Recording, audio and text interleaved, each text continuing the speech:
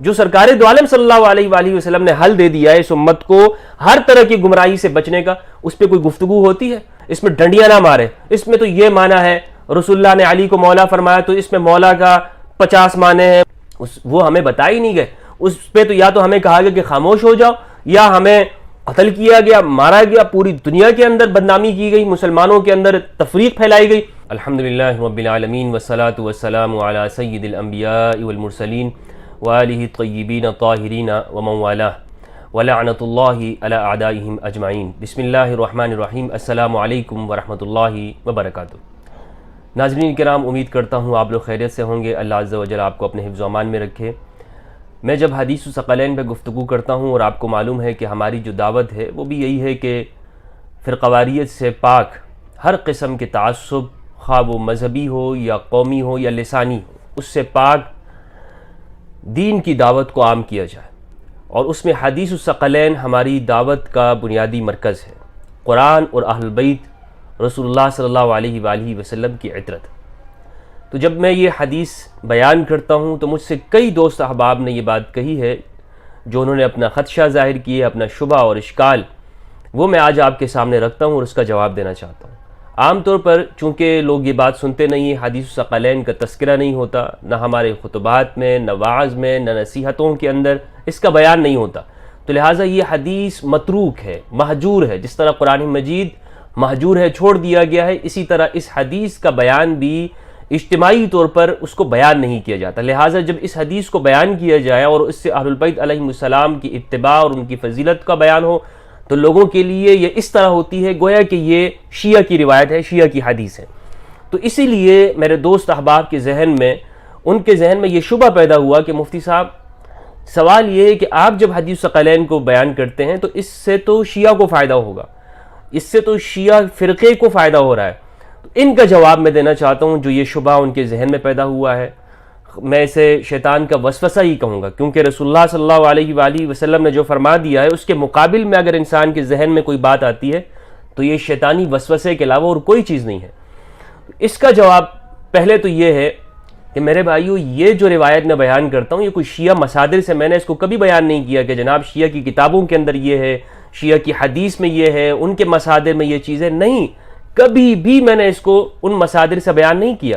یہ ہمارے مصادر کے اندر، ہمارے اہل سنت والجماعت کے مصادر میں یہ روایات موجود ہیں، اور وہ مصادر یعنی کوئی کمزور درجے کے نہیں ہیں، صحیح، جسے یہ کہا گیا کہ کتاب اللہ کے بعد اگر اتھینٹک ہیں تو یہ صحاح ستہ، اور ہر جگہ پر آپ ہمارے اہل سنت علماء سے صحاح ستہ یہ نام سنتے ہوں گے، تو انہی مصادر سے میں نے اس روایت کو، اس حدیث کو بیان کیا ہے۔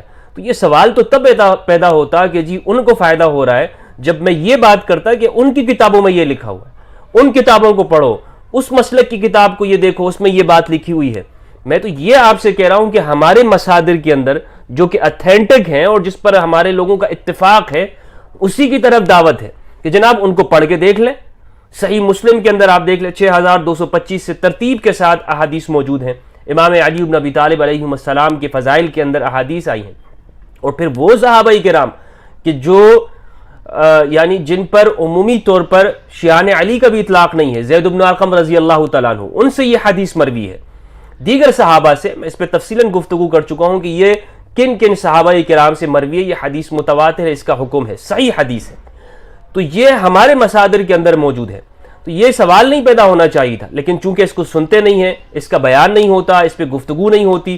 ہمارے ہاں ایک حدیث مرسل طرح کی روایت ہے، موطا امام مالک کے اندر امام مالک نے اسے روایت کی ہے، بلغنی، کہ مجھے یہ بات پہنچی ہے کہ میں تم میں دو چیزیں چھوڑ کے جا رہا ہوں، اللہ کی کتاب اور میری سنت، اسے مضبوطی سے تھام کے رکھو گے تو تم کبھی گمراہ نہیں ہوگے۔ اس روایت کو ہم ہر جمعے کے اندر سنتے ہیں، اپنی مساجد میں سنتے ہیں، علماء سے وعظ و نصیحت کے اندر، ارشاد کے اندر، اور پیر حضرات بھی اس کو بیان کرتے ہیں، لیکن جو حدیث متواتر درجے کی ہے، صحیح ہے، مشہور ہے، کثیر صحابہ نے اس کو روایت کیا، حدیث الثقلین، اس کا کوئی نام و نشان نہیں ہے، کوئی بیان نہیں ہے۔ اگر آپ حدیث میں تم میں دو چیزیں چھوڑ کے جا رہا ہوں، کتاب اللہ اور میری سنت، اس کو اگر آپ کسی عالم سے پوچھیں گے، فتویٰ طلب کریں گے کہ جناب اس کا کیا حکم ہے، کسی محدث سے آپ پوچھیں تو آپ سے کہیں گے کہ جناب یہ متواتر ہے، حالانکہ ایسا کچھ نہیں ہے۔ نہ بخاری نے روایت کیا، نہ مسلم نے، نہ نسائی نے، نہ ترمذی نے، نہ ابن ماجہ نے، نہ ابو داؤد نے، کسی نے اس کو روایت نہیں کیا۔ موطا میں یہ بلغنی کے ساتھ موجود ہے، اور پھر مستدرک کے اندر اس کی سند ملتی ہے، لیکن پہلا جو مصدر ہے اس کے اندر اس کی سند موجود نہیں ہے۔ لیکن وہ روایت جو کہ حدیث الثقلین ہے، تمام کتابوں کے اندر موجود ہے، ہماری صحاح کے اندر موجود ہے، اس کا ہم بیان نہیں سنتے ہیں۔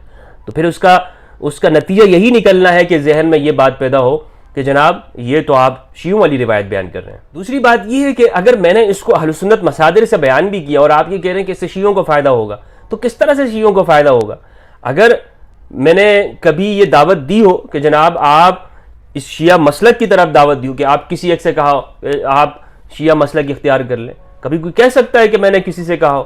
میں اس حدیث کو بیان کرنے کے بعد تو آپ کو فرقوں سے نکال رہا ہوں، آپ کو میں لا رہا ہوں قرآن مجید کی طرف اور اہل البیت علیہم السلام کی تعلیمات کی طرف، اور ہماری پوری دعوت کو آپ دیکھ لیں، اس میں آپ کو فرقواریت کوئی نظر نہیں آئے گی۔ ہمارے نزدیک جتنے بھی مسلمانوں کے فرقے ہیں، کسی کو مشرک تک ہم نہیں کہتے، نہ ہمارا یہ طرز ہے۔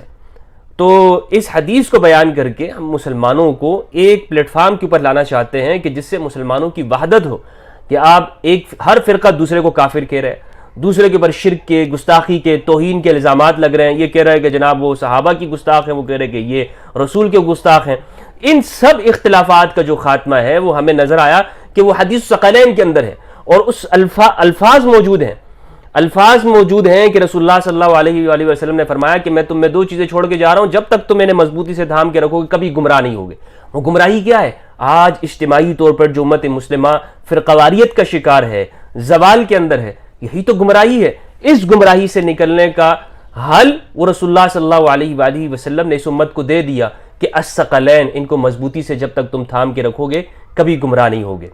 آج حل پیش کیے جاتے امت کی ترقی کے حل، امت کو زوال سے نکالنے کے حل، جی فرقہ واریت اس طرح ختم ہوگی، یوں ختم ہوگی، یوں آ جاؤ۔ لیکن جو حل رسول اللہ نے پیش فرمایا، جو سرکار دو عالم صلی اللہ علیہ وآلہ وسلم نے حل دے دیا ہے اس امت کو ہر طرح کی گمراہی سے بچنے کا، اس پہ کوئی گفتگو ہوتی ہے؟ اس حدیث کو تو کوئی چھیڑتا نہیں، ہاتھ بھی نہیں لگاتا، نہیں اس سے شیعہ کو فائدہ ہوگا، اس سے تو نہیں آپ بات کرتے ہیں۔ تو جب آپ اس پہ ڈسکس ہی نہیں کرتے ہیں تو یہی بات آپ کے ذہن میں آتی ہے۔ دوسری اہم بات وہ یہ ہے کہ یہ اس سے شیعہ کو اس لیے بھی فائدہ ہو رہا ہے کہ آپ اس کو بیان نہیں کرتے۔ جب آپ اس کو بیان کریں گے، اور اگر آپ چاہتے ہیں کہ نوجوان جو آج تیزی کے ساتھ وہ تشیع کی طرف جا رہے ہیں، اہل بیت علیہم السلام کے فضائل اور ان کے حقوق کو قبول کر رہے ہیں، اور ان فرقہ ورس مولویوں کی باتوں سے ان کو اطمینان نہیں ہو رہا، اور آپ چاہتے ہیں کہ آپ کو نوجوان وہ سنیت سے نہ نکلے، تو اچھی بات ہے۔ اگر آپ ان کے لیے فکر مند ہیں تو سب سے پہلے آپ کو یہ کرنا ہوگا کہ آپ واپس اس حدیث ثقلین کو قبول کر لیں، اس میں ڈنڈیاں نہ مارے۔ اس میں تو یہ معنی ہے رسول اللہ نے علی کو مولا فرمایا، تو اس میں مولا کا 50 معنی ہیں، مولا کا یہ معنی ہوتا ہے، دوست ہوتا ہے، یار ہوتا ہے، جگری دوست ہوتا ہے، اور ان کو صرف آئی لو یو کہے۔ تو یہ اس طرح کی باتیں نہ کریں، ڈنڈی نہ مارے اس کے اندر۔ رسول اللہ صلی اللہ علیہ وآلہ وسلم نے جو فرما دیا اس میں تحریف نہ کریں، یہود علماء کا شیوہ اختیار نہ کرو، اور جو جس معنی کے اندر موجود ہے اس معنی کے اندر قبول کر لیں۔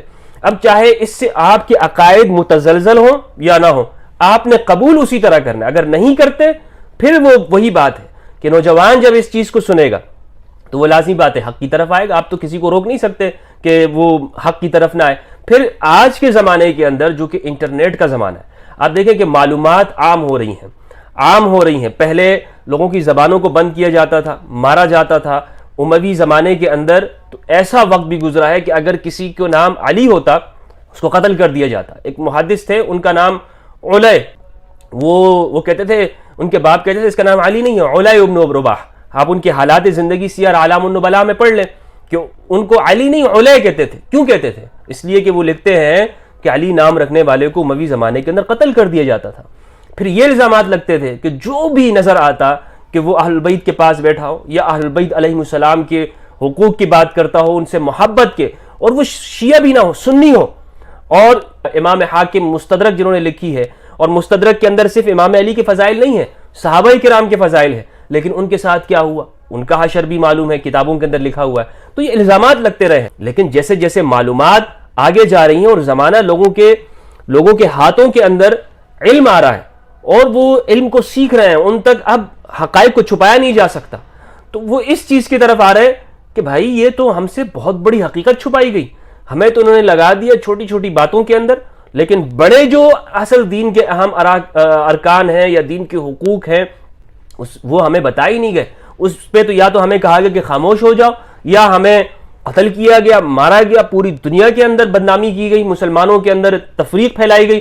اور تو نوجوان اس چیز سے، اس آزادی کے زمانے کے اندر وہ اس بات کو قبول کر لیتا ہے. اور پھر وہ آپ دیکھتے ہیں کہ وہ جب یہ دیکھتا ہے نوجوان کہ اہل البیت کا ذکر احادیث میں ہمیں ملتا ہے، سنی مصادر میں ملتا ہے، لیکن علماء اسے بیان نہیں کرتے، تو پھر وہ اس پہ سوال اس کے ذہن میں پیدا ہوتے ہیں کہ کون اس کو بیان کر رہا ہے، کون الثقلین کو بیان کرتا ہے. تو ہمیں نظر نہیں آتا کہ شیعہ کے سوا کوئی اور اس کو بیان کرتا ہو.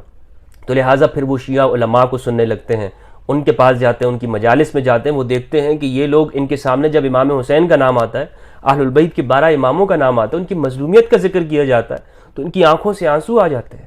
جب سید النساء العالمین فاطمۃ الزہراء علیہ السلام ان کا ذکر آتا ہے تو یہ لوگ رونے لگتے ہیں.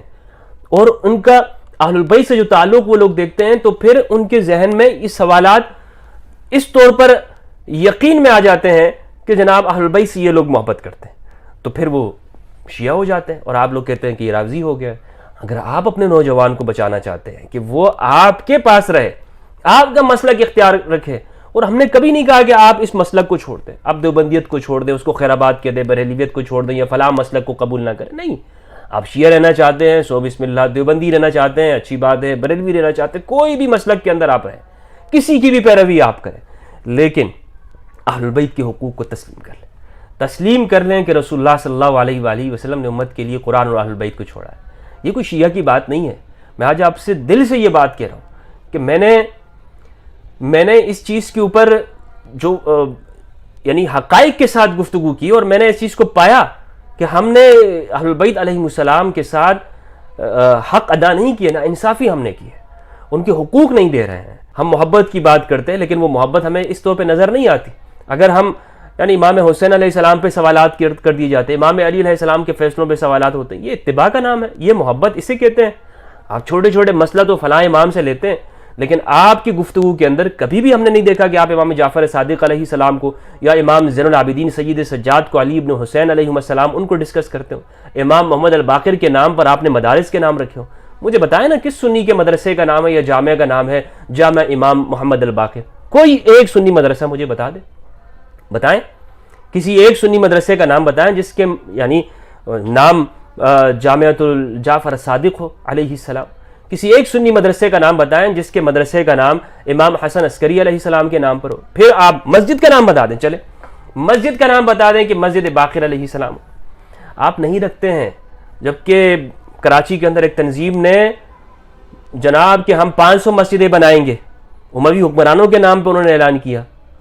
تو یہ آپ کا فرق ہے کہ آپ کہتے کچھ ہیں اور کرتے کچھ ہیں. جب آپ نہیں بتائیں گے تو نوجوان آپ کا جائے گا، آپ کے ہاتھ سے نکلے گا.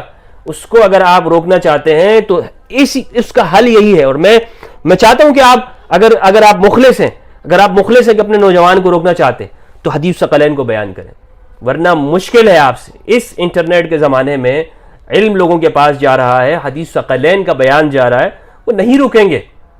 کیونکہ ہر ایک کو یہ سمجھتا ہے کہ میں نے کلمہ پڑھا ہے رسول اللہ صلی اللہ علیہ وآلہ وسلم کا. مولویوں کا کلمہ نہیں پڑھا ہے، بابوں کا کلمہ نہیں پڑھا، کسی امام بخاری یا فلاں کا کلمہ نہیں پڑھا ہوا ہے، رسول اللہ صلی اللہ علیہ وآلہ وسلم کا کلمہ پڑھا ہے نا. تو ہم نے اس پہ عمل کرنا ہے، اور آخرت میں اللہ سبحانہ و تعالیٰ کو جواب دینا ہے کہ ہم نے جو رسول اللہ صلی اللہ علیہ وآلہ وسلم نے فرمایا 2 چیزیں چھوڑ کے جا رہا ہوں، اس پہ عمل کیا یا نہیں کیا، ہم نے دین کہاں سے لیا، ہم نے کس طور پر اس چیز کو سمجھا ہے. تو یہ وہ بات ہے جو میں چاہ رہا تھا کہ وسوسہ، میں اس کو وسوسہ اسی لیے کہتا ہوں کہ اہل البیت علیہ السلام کے بارے میں اگر کسی ذہن میں سوال پیدا ہوتا ہے نا، تو ایک تو وہ ہے کہ نادانی کی بنیاد پر ہو کہ جناب سمجھنا چاہتا ہوں، دوسرا یہ ہے کہ ہمارے دلوں میں اور ذہن میں یہ بات بٹھائی گئی ہے. اس چیز کو بڑے عرصے میں میڈیا کے ذریعے سے، دیگر ذرائع سے یہ دماغوں میں یہ بات بٹھا دی گئی کہ اہل البیت علیہ السلام شیعہ کے ہیں، اہل البیت کا ذکر کرنے والا وہ شیعہ رافضی ہوتا ہے، وہ کوئی ذاکر ہوتا ہے، کوئی سنی تو بیان نہیں کر سکتا. اچھا پھر یہ سوال، آپ صرف ثقلین ہی کو بیان کیوں کرتے ہیں؟ نماز کے مسائل ہیں، روزے کے مسائل ہیں، زکوٰۃ کے ہیں، وضو کے ہیں، اور اس طرح آپ لوگوں کو بتائیں کہ وضو کیسے ٹوٹتا ہے، نماز میں کس چیز کا خیال آ جاتا ہے، نماز کیسے فاسد ہو جاتی ہے. ان چیزوں کو کیوں بیان نہیں کرتے؟ آپ صرف ثقلین کیا پورا دین یہی ہے آپ اس کو بیان کرتے ہیں؟ جی جناب، پورا دین ہی یہی ہے، پورا دین ہی یہی ہے. جب آپ نے بنیاد ہی چھوڑ دی ہے تو پھر آپ ان نمازوں کا کیا فائدہ کہ جس میں آپ نماز میں کیا اہل بیت سے محبت کا اقرار نہیں کرتے؟ کیا ان سے عہد و پیمان نہیں کرتے؟ اللہم صلی علی محمد وعلی آل محمد کما صلیت علی ابراہیم وعلی آل ابراہیم انک حمید مجید، انک حمید مجید، کہ بے شک تو ہی ہے حمید، قابل ستائش، مجید بزرگ ہے۔ یہ اللہ سے ہم اقرار کر رہے ہوتے ہیں کہ پروردگار تو قابل ستائش ہے، تو بزرگ ہے۔ اہل البیت بھی وہ ہستیاں ہیں کہ جن کے ساتھ ہم آج یہ عہد و اقرار کر رہے ہیں کہ محمد و آل محمد صلی اللہ علیہ وآلہ وسلم، اور جس طرح ابراہیم اور ان کی آل ہیں وہ پاک و پاکیزہ ہیں، ہم ان کے نقش قدم پہ چلیں گے۔ ہمارا عہد ہے، ہمارا قرار ہے کہ ہم ان سے غداری نہیں کریں گے، بے وفائی نہیں کریں گے۔ جس طرح بنی اسرائیل کے لوگوں نے، جس طرح گزشتہ اقوام نے اپنے نبی کو اور انبیاء کی اولاد کو قتل کیا، ہم وہ کام نہیں کریں گے۔ آج تو یہ نہیں ہوتا کہ انبیاء کو قتل کیا، یعنی آج تو نہیں ہے نا، یعنی آج کوئی نبی ہی نہیں ہے، لیکن ان کی اولاد کے ساتھ کیا رویہ ہے، ان کے حقوق بیان نہیں ہوتے۔ اور اس امت نے ان کی نبیوں کی اولاد کو قتل کیا، اس میں کوئی شک و شبہ ہے کہ امام حسین علیہ السلام اور ان کے خانوادے کو شہید کیا گیا۔ پھر وہ پوری آگے تاریخ آپ دیکھ لیں کہ اہل بیت علیہ السلام کے ساتھ کیا ہوا۔ تو یہ ہم اقرار کرتے ہیں، عہد و پیما کرتے ہیں اللہ سبحانہ و تعالیٰ کے ساتھ کہ جس طرح تو قابل ستائش ہے، بزرگ ہے، تو اہل البیت وہ ہستیاں ہیں جن کو تو نے یہ پاکی عطا کی ہے، ہم ان کے پیچھے چلیں گے۔ ان سے رجس سے دور ہے، یعنی کسی بھی طرح سے رجس ان کے قریب نہیں آتا، خطا ان سے نہیں ہوتی ہے۔ افسوس ہم خطا کو ان کی طرف منسوب کرتے ہیں، ہم برائیوں کو ان کی جانب منسوب کرتے ہیں۔ ہمارے لیے کوئی ایرا گہرا وہ امام بن جاتا ہے، اہل البیت ہمارے لیے امام نہیں بنتے۔ تو نماز، اور اسی لیے یہ پورا دین یہی ہے ثقلین۔ جب آپ نے اسی چیز کو چھوڑ دیا تو پھر آپ چھوٹے چھوٹے مسائل یہ کیا کریں گے اس سے؟ ابن عمر سے کسی نے کہا کہ جناب بتائیے کہ اتنا تھوڑا سا خون اگر نکل جائے وضو ٹوٹتا ہے کہ نہیں؟ تو ابن عمر نے اس سے کہا کہ تم اتنا سا مسئلہ میرے سے پوچھتے ہو، جبکہ عراقیوں تم نے آل رسول کے ساتھ کیا کیا ہے، تم نے کیا کیا ہے؟ تو اس لیے میں آپ سے کہتا ہوں کہ چھوٹی چھوٹی باتیں، مسئلے تو آپ لوگ پوچھنے کے چکر میں رہتے ہیں۔ مولوی صاحب بیان کر رہے ہوتے ہیں مسجد میں، جناب یہ اس میں یوں نہ کریں، مسجد میں داخل ہوتے ہوئے دایاں پیر، نکلتے ہوئے بایاں پیر، واش روم میں جاتے ہوئے بایاں اور نکلتے ہوئے، یہ مسائل آپ بیان کرتے ہیں، لیکن آپ یہ بیان کرتے ہیں کہ درود کا مطلب کیا ہے؟ آپ یہ گفتگو کرتے ہیں کہ اہل بیت ان کی تاریخ کیا ہے، ان کی قربانیاں کیا ہے؟ بتائیے، انصاف سے بتائیے مجھے۔ اگر کرتے ہوں تو ٹھیک ہے، نہیں کرتے ہوں تو پھر سوچیے پھر اس چیز کو، اور پھر مجھے جواب دیجیے گا۔ اور میں آخر میں آپ سے پوچھنا چاہتا ہوں، اگر آپ نے کسی جگہ پہ ایسے کوئی دیکھا ہے تو جہاں پہ اہل بیت علیہ السلام کے نام پہ مساجد ہوں، سنیوں کی ہوں، اور وہاں پہ اہل بیت کے حقوق بیان کیے جاتے، تو کمنٹ میں ضرور